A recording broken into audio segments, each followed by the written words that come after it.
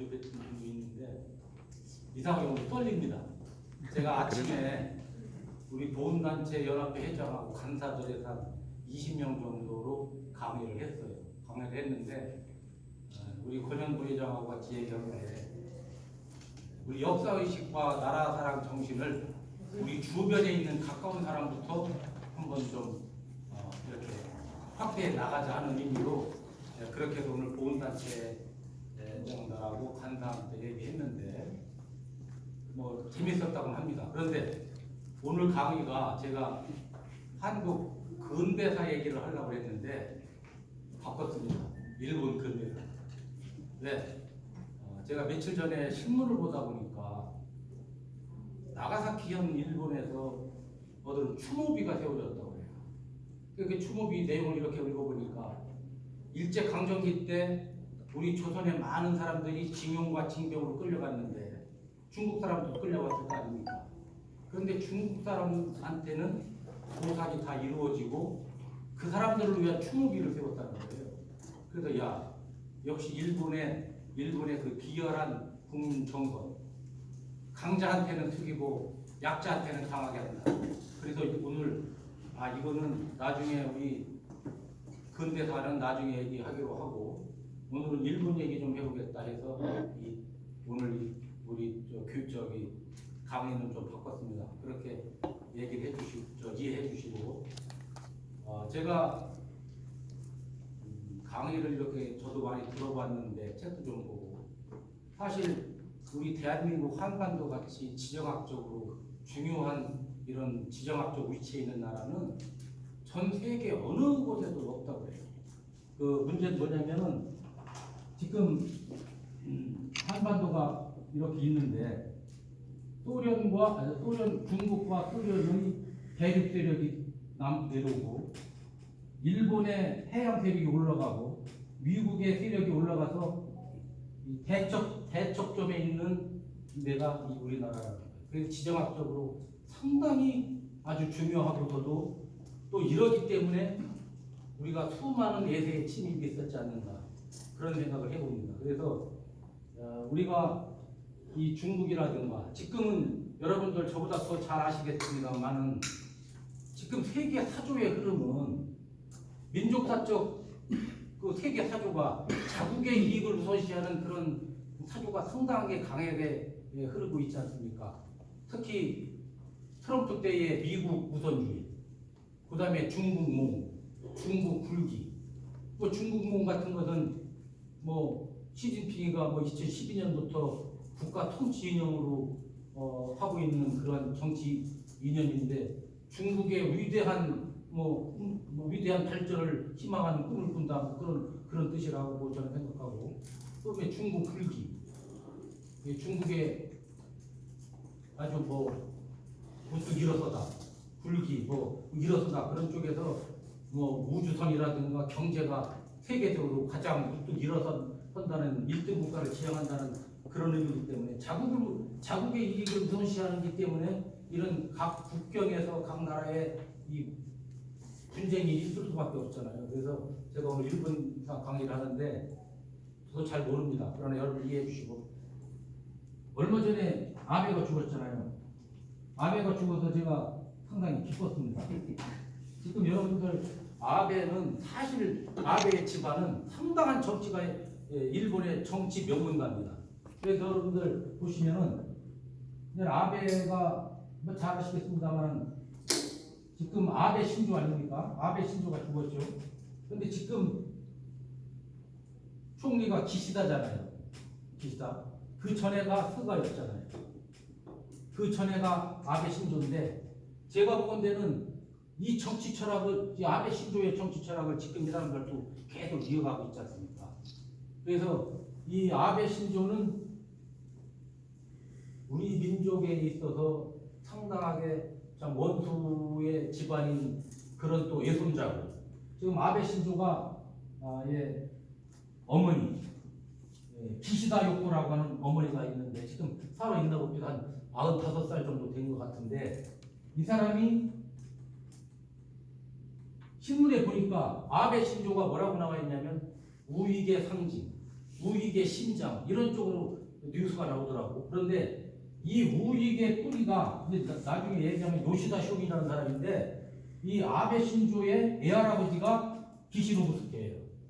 이 기시노부스케는 만주국의 산업부 차관을 지낸 사람이에요. 기시노부스케가. 근데 기시노부스케의 무릎 안에서 너무 이쁘게 자랐다는 거야. 이 아베 신조가. 그 우익의 자기 애할아버지가 45년 전쟁이 끝났을 때 전범으로 재판을 받아요. 그런데 이 기시노부스케는 만주국 산업부 차관이었는데 이때 누구하고 친했느냐? 절친 정도는 아니어도 박정희하고 친했어요. 박정희가 만주 군관학교 제대하고 일본 군 장교로 있을 때 이 사람은 만주 산업부 차관이었단 말이죠. 이 사람이 우리나라의 저 김제평화라든가 이런 전국에서 나오는 쌀을 전부 다 수거 공출해갖고 불량비로 썼단 말이에요. 이 기시노부스케가. 그런데 이 기시노부스케가 1945년 전쟁이 끝나고 나서 A급 전범으로 분류가 돼서 재판을 받지만 증거 불충분으로 불기소 처분을 받아요. 그래서 나중에 이 기시노부스케가 총리가 되죠. 총리가 됐을 때 이 기시노부스케가 아베 신조의 애할아버지고 그 딸이 아베의 모친인 기시다 요코인데 이 사람은 일본 정치계의 대부라고 해요. 근데 기시다 요코 아베 엄마가 아들을 셋 뒀는데 아베 신조 형이 있고 아베 신조가 있고 기시노부라는 애가 있어요. 동생이 있는데 기시노부가 성이 틀리잖아요. 이 동생은 지금 일본 현재 방위상이에요. 현재 방위상, 자위대 같은 이런 방위상인데 이 기시노부는 왜 아베하고 성이 틀리냐? 얘가 집에 양자로 갔어. 그래서 기시노부가 지금 아베 동생이고 아베 신조의 형이 지금 미쓰비시의 임원으로 있다고 해요. 미쓰비시는 사실 전쟁 물자를 만들었던 전범기업 아닙니까? 지금 미국, 일본의 상당히 큰 재벌 그런데 그래서 이 아베 신조 아버지가 또 있을 거 아니에요. 기시다 요코. 아베 신타로 들어보셨잖아요. 아베 신타로는 일본의 예상을 오래 하고 또는 관방상도 오래 했는데 총리가 될 수 있었으나 췌장암문이 걸려서 돌아가셨대요. 죽었대요. 그래서 총리가 될 뻔했으나 못한 거예요. 그리고 이 기시노부스케는 나중에 한일 협정에 관여를 해요. 박정희하고 친해서 박정희가 5.16 쿠데타를 일으키고 일본과 미국을 갈 때 이 기시노부스케들을 일본 우익 인사들을 만났어요. 일본에 가서. 그래서 이 기시노부스케라든가 그때 이케다 수상이라든가 이런 사람들이 야 우리가 강점했던 만주국에 있는 강점했던 그 나라의 국민이지만 우리가 그 일본 군으로 있었던 박정희가 혁명을 일으켜서 대한민국의 대통령이 돼서 일본을 방문한다고 하니 그 사람 첫 말이 궁금하다. 궁금했다는 거죠. 그랬더니 박정희가 유창한 일본말로 제가 대한민국에서 혁명을 일으켰을 때 가장 먼저 떠오르는 사람은 메이지 유신을 일으켰던 사람, 지사들을 떠올렸습니다. 이렇게 일본말로 하더래요. 이 메이지 유신을 일으킨 사람들은 전부 다 메이지 유신을 일으켰던 사람들은 우리가 잘 아는 이토 유로 이런 사람들 아닙니까? 그 요시다 쇼인이 일본 우익 사상의 뿌리예요. 뿌리인데 이 요시다 쇼인이 정한론을 주장했어요. 정한론을 주장한 것은 일본이 강해지려면 조선을 쳐야 된다. 이 정한론을 주장한 이 메이지 유신의 그러한 사람들을 존경했다. 나는 박정희가 5.16 혁명을 일으킬 때 그 사람을 늘 생각하고 했다. 이렇게 얘기를 했다는 거예요. 그래서 그 사람이 그 일본 우익의 정치 지도자들이 그렇구나. 그래서 이 사람을 우리의 하수인으로 만들 필요가 있구나 이렇게 생각을 했다는 거예요. 나중에 그래서 우리가 지금까지도 일본 무역 적자가 계속 나잖아요. 그때 이때 수상이 히토 유도부미가 걸어갔던 길을 따라서 우리는 재차 조선의 뿌리를 내려야 한다. 그것은 경제 식민지화를 얘기한 거라고 해요. 경제 식민지화. 그래서 그런데 이 아베 신조의 외할아버지가 기시노부 스케고 아베 신조의 직종과 고조 할아버지가 요시마사라는 사람인데 이 사람이 우리나라 경복궁을 점령한 사람. 무슨 얘기냐? 1894년경에 동학 밀란이 일어나잖아요. 동학 밀란이 일어날 때 우리 관군이, 우리 조정에서는 사실 이제 동학 농민 그 밀란이 뭐 동학 반란 뭐 이렇게 동학 혁명, 동학 농민 항쟁 뭐 여러 가지 얘기가 나오지만 뭐 그 부분도 우리가 간단하게 보면 조병갑의 그 수탈 때문에 일어났다고 하는데 동학혁명이 동학 농민 반란이 일어나니까 조정에서는 이 반란군을 진압할 그런 힘이 없는 거예요. 그래서 어디에 원병을 총했느냐? 청나라한테 청했잖아요. 그 청나라 군대가 들어왔잖아요. 청나라 군대가 들어왔는데 청나라 군대가 들어오면 조약에 따라서 일본 군대가 들어와야 돼요. 그 일본 군대가 이 요시마사, 아베 증조 할아버지가 8,000명을 끌고 들어왔어. 청나라 군대가 들어왔어. 그런데 그때 동학 농민 항쟁의 주역이었던 지도자였던 전봉준이나 송하중이나 김계남이나 이런 양반들이 야 이거 우리가 먹고 살기 힘들어서 밀란을 일으켰지만 우리 때문에 조선에서 애국 군대끼리 치고받는 싸움터가 될 것이다. 이렇게 생각을 해서 그러면 우리가 여기서 애국 군대가 싸우니까 우리나라 강산이 초토화가 되니까 이러지 말자 해서 정부 조정하고 약속을 한 게 전주 화약이에요. 화약, 화자, 화해의 약속을 했다 이거지. 그래서 화약을 해서 해니까 밀란이 중단되니까 청나라 군사는 가고 일본군도 가야 되는데 청나라 군사는 갔는데 일본군은 안 가고. 그래서 이 요시마사가 8,000명의 군사를 이끌고 경복궁을 점령합니다. 경복궁을 점령했을 때 경복궁에서 미우라 고로라고 하는 일본 공사가 낭인들하고 칼제비들을 데리고 경복궁 건청전에 들어가서 민비를 살해하고 불태워 죽이죠. 그 당시에는 민비가 명성황후라는 칭호는 안 받았을 때니까 우리는 그냥 민비라고 부르는 게 맞을 것 같은데 그렇게 했는데 그때 경복궁 문을 열어준 사람이 누구냐? 우범선. 들어보셨어요? 우범선. 무장춘하고 세계적인 육종학자. 우리는 뭐 수염는 수박을 만들었다고 하는데 시없는 수박은 만든 게 아니라고 하는데 이 무장춘 아버지가 우범선인데 문을 열어요. 그래서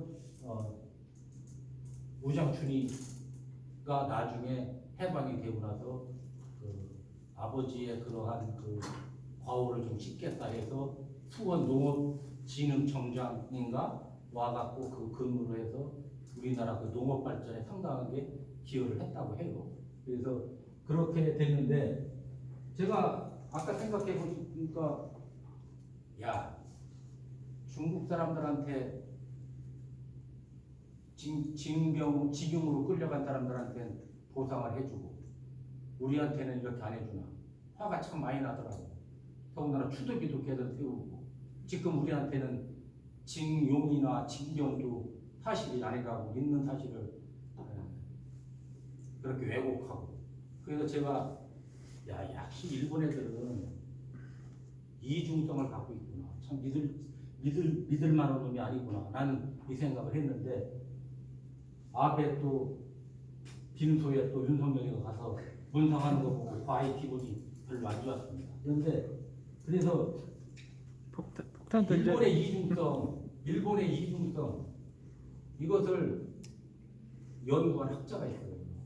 왜냐면은 1944년경에 태평양 전쟁에서 일본이 족족 패하거든요. 일본이 족족 패하는데 미국 연합국에서 보니까 얘네들은 항복을 안 하고 살복을 하거든. 야, 특이한 민족이다 이거.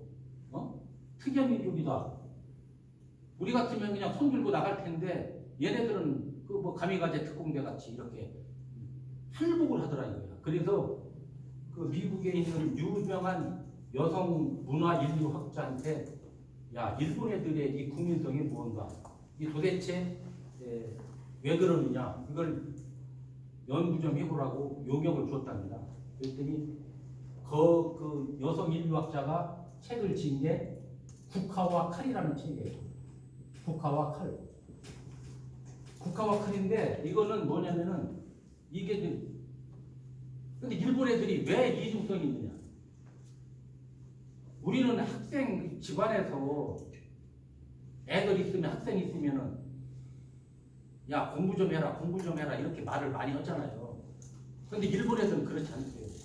일본 애들은 가장 많이 하는 얘기가 이웃에 폐를 끼치지 마라. 이웃에 폐를 끼치지 마라. 이런 얘기를 많이 한답니다. 근데 자기들한테는 그러고 이웃에 가장 많이 피해를 끼치는 나라가 일본 아닙니까? 지금 저 후쿠시마 오염수 방류한다고요. 그 다음에 작년 6월 달인가 그 수에즈 운하에서 그 일본 화물선이 자초돼 갖고 일주일 정도 세계 물류가 마비가 됐잖아요. 그런 걸 볼 때 자기 자식들한테는 이웃에 피해를 끼치지 말라고 강조하고 교육을 시키고, 그러고 나서 일본이 가장 많은 이웃한테 그런 부분도 있고 징용이나 징경이나 뭐 이렇게 끌고 가서 피해를 주는 나라가 이거 이중적인 성격 아닙니까? 그래서 그 사람한테 이 국화와 용역을 준 거야. 여성 인류학자 루스 베네디스한테 연구 좀 해봐라. 그래서 그 사람이 친 게 이 국화와 칼인데 여기에 이런 내용이 나오더라고요. 읽어보니까 일본인들은 아름다움을 사랑하고 예술가를 존경하며 국화 가꾸기에 몰두하는 국민이자 칼을 숭배하고 무사에게 최고의 영예를 돌리는 국민이다. 이렇게 나와요. 근데 그 저자 이렇게 책을 보니까 그 말이 딱 맞는 얘기예요. 뭐냐? 아름다움을 사랑하고 예술가를 존경하고 꽃 가꾸기를 좋아하는 것은 평화를 상징하는데 무기를 숭상하고 무인한테 사무라이한테 최고의 존경과 영예를 바치는 양면성이 있다는 거죠. 그래서 일본의 이중적인 성격이 거기서 가장 많이 나타난다고 그래요. 그래서 제가 보니까 이제 거기에 뭐라고 나오냐면 사무라이, 칼제비들. 여러분들 칼제비들 사무라이가 왜 할복을 하는지 아십니까? 걔네들은 할복을 함으로써 뱃속에 영혼이 있다고 믿는데요. 그래서 사무라이가 가장 명예롭게 죽는 것이 할복이다. 근데 할복에도 격식이 있대. 어떻게 죽느냐? 그 사람은 내 가족을 위해서 죽는 것도 아니고 내 가정을 위해서 죽는 게 아니고 오직 내가 모시는 상관 때문에 죽는 건데, 내가 나의 상관을 위해서 죽으니 내 가설과 식솔들을 도닥한다는 유언을 남기고 할복을 하는데, 그 사무라이가 가장 명예롭게 죽는 게 할복이에요. 그런데 이 일본 아까 이 요시다 쇼인 얘기가 하려다가 이렇게 많이 얘기가 나왔는데, 요시다 쇼인이 들려면 몇 가지가 좀 1543년에 일본에서는 아주 상당한 그 변화가 의미가 있는 해예요. 이 날이 뭐냐면은 이 해가 일본의 다네가시마라는 섬에 포르투갈 상인이 상륙을 해요. 다네가시마라는 섬에. 그런데 이 섬에서 포르투갈 상인이 오는데 포르투갈 상인에 뭐가 들어있느냐? 조총이 들어있는 거예요. 조총이. 처음으로 서구의 저기가 일본에 소개되는 거예요. 그런데 우리가 일본 역사를 이렇게 책을 보니까 오다 노부나가라는 사람이 있고, 도요토미 히데요시가 있고, 도쿠가와 이에야스가 있어요. 이게 근대 전에는 일본이 한 1460년부터 1560, 인진왜란 일어나기 3, 40년 전까지는 전국시대였어요.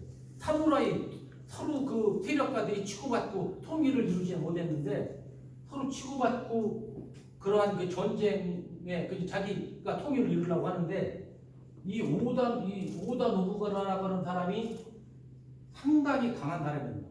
성격이 급하고. 근데 이 1543년에 조총이 소개가 된 거야.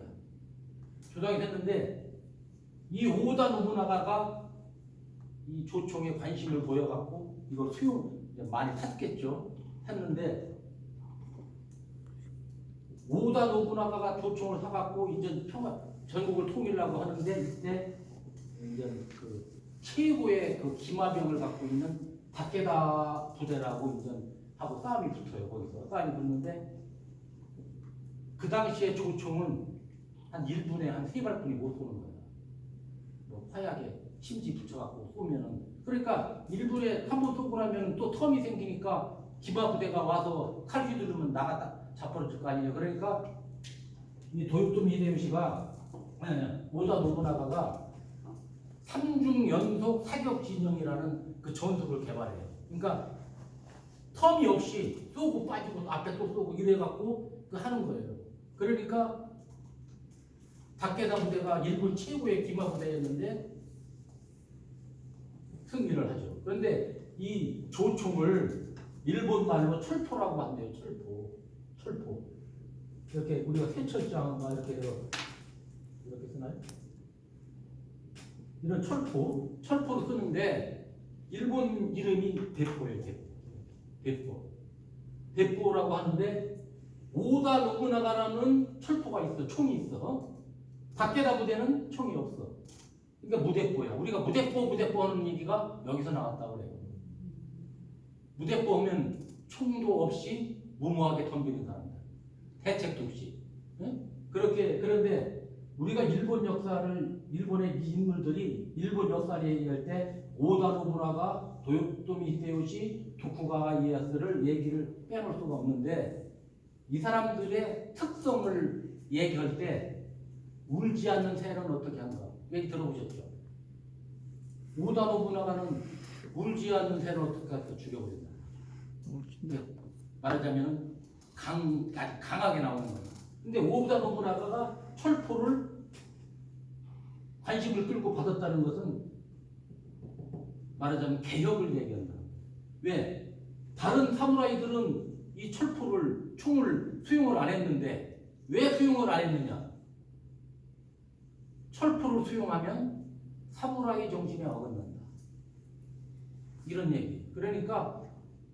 그런데 오다 노부나가는 수용이 아니라 개혁을 얘기하는 거고, 도요토미 히데요시는 울지 않는 새는 어떻게 할까? 울도록 만들어야 한다. 이것은 타이밍을 얘기합니다. 타이밍. 그 다음에 도쿠가와이에스는 울 때까지 기다린다. 이것은 인내와 끈기를 얘기합니다. 그런데 이제 이 오다 노부나가의 그 불같은 성격이 부하의 배신을 받고 있죠. 그런데 그 부하가 미스이데라는 사람인데 오다 노부나가가 천하통일을 거의 앞두고 교토에 있는 혼무지라는 절에서 한 8, 90명, 100명 정도 되겠고 작전회의를 하고 있는데 자기가 믿었던 미스이데라는 부하가 반란을 일으켜서 쳐들어와요. 절로. 그래서 80명이나 100명 정도 하고 10,000명 정도 되겠어요. 그러니까 이 오다 노부나가가 자결을 했던 거죠. 그래서 그 통일을 목전에 앞두고 자살을 해버렸는데 일본에서는 배신자의 아이콘 하면은 이 미스이데를 떠올린다고 해요. 그런데 이 도요토미 이게 죽었잖아요. 미스이데는 이 오다 노부나가를 습격해서 죽였는데 이 미스이데라는 그 친구는 다음 계획이 별로 없는 애예요. 그러니까 죽였다고 하니까 이또 히로부미가 얘기가 좀 바꿔지는데 이 오다 노부나가가 상당하게 세력을 키우고 있을 때 도요토미 히데요시는 상당히 못생겼다고 그래요. 이렇게 키도 작고. 그래서 이 오다 노부나가가 항상 고자루라고 불렀대요. 늙은 원숭이 이런 뜻이라고 합니다. 그런데 이 오다 노부나가, 이 도요토미 히데요시가 못생기기도 했지만 가정이 불우한데 아버지는 전살에서 죽고 어머니가 개가를 했는데 새로운 아버지가 그렇게 구박을 해서 이 도요토미 히데요시가 이렇게 장사치도 하고 가출도 하고 이렇게 떠돌이 생활을 하다가 하도 살기가 힘들으니까 이 오다 노부나가가 지나가는 행차에 그냥 무릎 꿇고 나를 죽여주시오. 나를 좀 걷어들이든지 죽여주시오. 그러니까 이 오다 노부나가도 도요토미의 그 절박한 무슨 그런 걸 봤는지 걷어들인단 말이죠. 그래서 이 도요토미 히데요시를 뭐를 처음에 시키느냐면 변소지기를 시켜요. 변소지기를 시키니까 먼저까지 변소 관리했을 때는 더럽던 변소고 화장실이 이 도요토미 히데요시가 관리하고 나서는 깨끗해졌다는 거야. 그리고 오다 노부나가가 금술자를 좋아해. 금술자. 근데 금술자를 하루는 우물에 빠뜨려 버렸어. 그러니까 주군이 그걸 빠뜨렸으니까 그거 건져야 될 거 아닙니까? 그러니까 그 깊은 조그마한 사람도 못 들어 우물에 그걸 다른 사람들은 우왕좌왕하고 있는데 어떻게 찾겠어요? 그러니까 이 도요토미 히데요시가 물을 많이 갖고 와라. 그래갖고 물을 한꺼번에 확 부니까 밑에 가라져 있던 금수전이 뜬 거야. 그때 이제 이렇게 건져낸 거야. 그러니까 상당히 지혜로웠다는 거야. 그래서 도요토미가 여기에 2인자로 이제 상당한 신임을 얻고 2인자로 있었죠. 있는데 이제 오다 노부나가가 미쓰히데한테 습격을 받아서 배신을 받아 죽었으니까 이 다른 지방에 가 있던 도요토미 히데요시가 우리나라 임진왜란을 일으켰던 사람 아니에요. 풍신수길. 그런데 이 사람이 이 미쓰히데를 쫓아가서 농민들이 죽였다고 하는데 그래서 전국 통일의 열매를 따먹은 사람은 이 도요토미 히데요시. 거의 오다 노부나가가 거의 이뤄놓은 거를. 그런데 도요토미 히데요시도 임진왜란 끝말년에 한 1598년경에 죽잖아요, 병으로. 그런데 이 도요토미 히데요시의 늙었을 때 아주 낳았던 애기가 있는데 걔가 도요토미 히데요리야. 그 아들 이름이. 근데 걔는 어려서 어리니까 자기 죽기 임종 입막 직전에 자기 측근들 5명을 불러서 내가 사후에 죽더라도 우리 히데요리를 부탁한다. 자기 마누라 요도 도모하고 부탁한다 해서 그렇게 해서 얘네들이 이제 오사카 성에 있는데 이 양반들이. 그런데 이 마지막에 참았더니 도쿠가와 이에야스가 여기하고 전쟁을 하죠. 누구하고 도요토미 히데요시 아들하고. 그런데 여러분들 일본 가봐서 알지만 천황 같은 성 같아 보면은 여기 성이 있으면은 이 둘레에 연못이 있잖아요. 해자라고 그러잖아요. 해자. 깊게 파고 넓게. 그게면 접근하기 어렵잖아요. 근데 오사카 성이 해자가 깊이가 6m, 넓이가 60m였대. 그러니까 도요토미 히데요시가 이것은 100만 대군이 와도 이 성은 못 점령한다. 그 정도 견고하다. 이렇게 얘기를 하는 그 성인데 이 도쿠가와 이에야스는 산전수전 다 겪은 사람이야. 그러니까 그 젊은 히데요리한테 야 우리가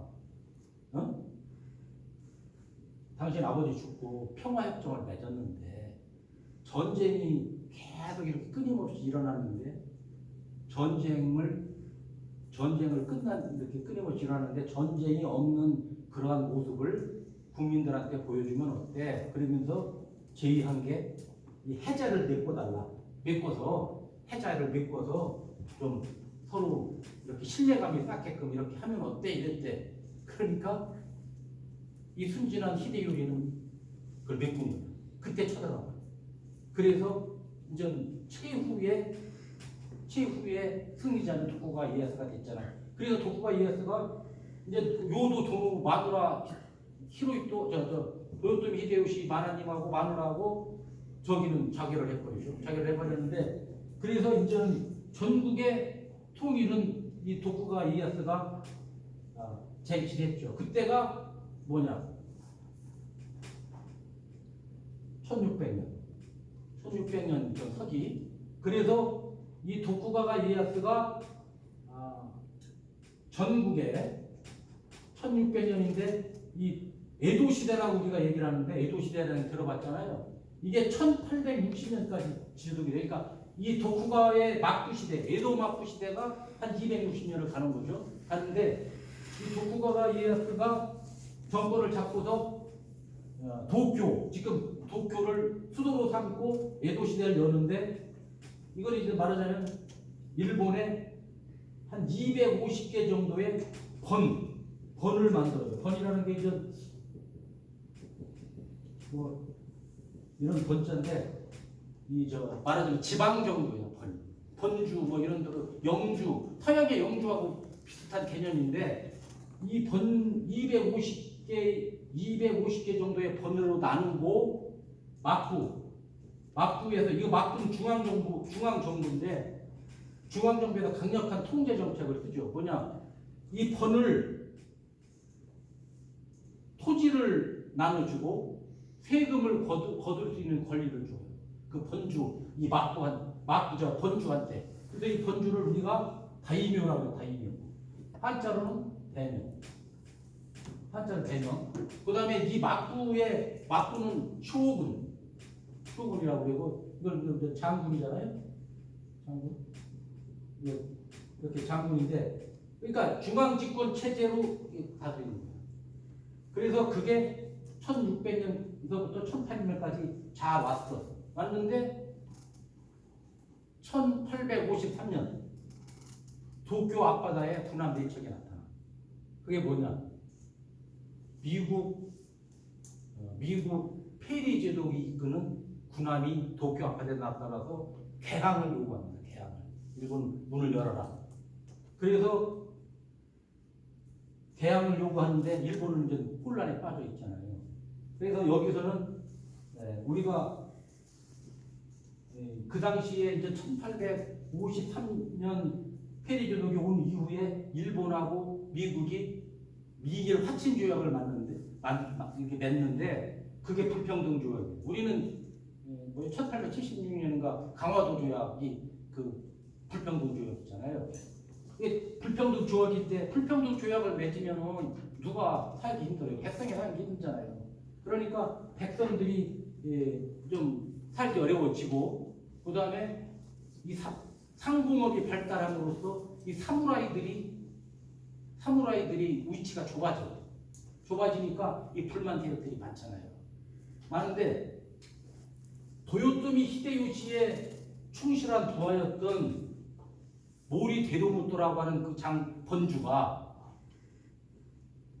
도쿠가와 이에야스 하고 싸움을 벌여. 그러니까 패해버려요. 패해가지고 어디로 쫓겨나냐면 지금 야마구치현 조슈번으로 쫓겨나. 그 아베의 지역구가 야마구치현이에요, 거기가. 근데 야마구치현이 나는 뭐 잘 가보진 않았지만 일본이 여기가 홋카이도가 있고 이렇게 해서 뭐 이렇게 되고 여기가 있는데 이쪽인가 말이쪽 나무 쪽인데 이쪽. 시모노세키 거기를 점유하고 있는 데가 거기가 그렇죠. 그런데 그쪽 가장 가까운 여기에 이제 야마구치현 조시본으로 쫓겨나는데 자기 선조가 도쿠가와 이에야스한테 반기를 들었는데 그 후손들은 에도 시대가 가도 100% 충성은 안 하잖아. 자기가 반역자의 아들인데 후손들이 그 정부에 대해서 항상 겉으로는 그렇지만 속으로는 반감을 품고 있잖아요. 그러니까 이 막부가 서서히 가면서 무너질 때 하급 사무라이의 아들로 요시다 쇼인이라는 애가 태어나요. 그게 1830년이에요. 근데 얘가 얼마나 똑똑한 아이인지 살 때는 그 군사학의 일종인 그 무교전서라는 책을 똑소리나게 강의하고 15살 정도는 손자병법을 굉장히 잘했대. 요시다 쇼인이. 얘가 지금 그 메이지 유신에 뿌리면서 사상가이면서 교육자거든요. 그러니까 인도 루이의 창시자라고 해도 과언이 아닌데 얘가 거기 그런데 나이가 얘는 이제 더 지적인 허기를 달래려고 더 배울 걸 찾아서 3년 동안 일본 전국을 유람을 해요. 뭐 사람도 만나고 지형도 살펴보고 뭐 해서 들어와. 들어오니까 이 막부가 서서히 무너져 가니까 천황을 중심으로 한 새로운 근대 국가 건설을 하자. 이게 이제 개혁이 메이지 유신 아닙니까? 이게 메이지 유신이잖아요. 그래서 그렇게 했는데 이 친구가 막부의 실력자를 암살하려고 하다가 발각돼서 감옥에 갇혀요. 그런데 얘가 그때 나이가 한 30살 정도, 29인가 됐어요. 젊은 아이. 그래서 그 막부의 실력자 마나베 아키카츠라는 그런 실력자를 죽이려다가 감옥에 갇혀서 결국은 사형을 당하는데 그 감옥에서 쓴 것이 유수록이라는 책이에요.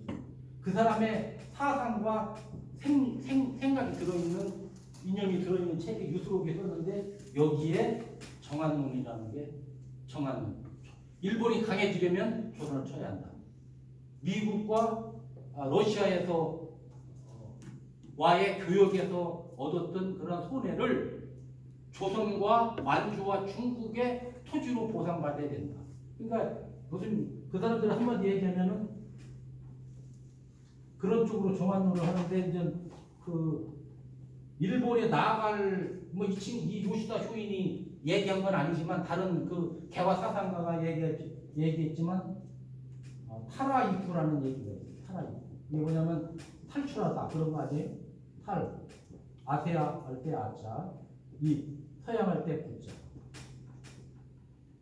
아시아 이런 아시아를 벗어나서 서양으로 들어간다. 그러니까 아시아에서는 배울 게 없으니까 서양 걸 배우자. 서양 거를 배우되 현재 상황을 보면 일본의 그 당시 상황을 보면 서양을 서양을 앞질를 수는 없으니까 머리를 숙여서라도 서양 걸 배워서 일본화 시켜서 약한 곳으로 치고 나가야 된다. 이런 얘기. 그래서 이게 이제 그런데 아베 신조가 총리가 되고 나서 가장 먼저 한 행동이 뭐 야스쿠니 신당 방문해서 이제 제의를 올린 건데 그때 쇼인 선생의 뜻을 충실히 이행하겠습니다. 가장 아베 신조가 존경했다는 사람이 요시다 그런데 이 사람은 나이 29인가 30에 사형을 당해요. 근데 그 후학들이 누구냐? 이토 히로부미. 이토 히로부미가 안중근한테 척살당했잖아요. 이 이토 히로부미는 메이지 유신의 설계자이면서 계획자죠. 실행자였고 그런데 제가 우려하는 것은 이번에 이제 뭐 일본 잘 아시지만 일본은 양원제잖아요. 참의원과 중의원. 우리는 뭐 상원, 참의원이 상원 같고 그런데 이번에 며칠 전에 아베가 죽으면서 뭐 그 효과 때문에 정족수가 넘었잖아요. 개헌의 정족수가. 그런데 그게 평화헌법 구조가 되잖아요. 군대를 갖고 있지 않고 전쟁을 할 수 없는 나라에서 군대를 갖고 전쟁을 할 수 있는 나라. 그러면은 어떻게 됩니까? 뭐 미일 동맹이라든가 때문에 미국이 위협받으면은 자기 군대가 개입한다. 그럼 우리나라가 자위대가 안 들어온다는 보장도 있잖아요. 그래서 제가 두서없이 얘기했지만 이 일본이라는 나라는 약자한테는 강하고 강자한테는 강하고 우리가 이 역사를 배우는 입장이고 역사를 이렇게 알아가는 입장에서 참 일본이라는 나라는 참 우리한테는 어떤 존재인가. 그런데 위안부도 거짓이다. 강제징용도 거짓이다. 내가 사적 인맥이라 보면 내가 충남 당진내 고향인데 내 어렸을 때 그 동네 어르신 한 분이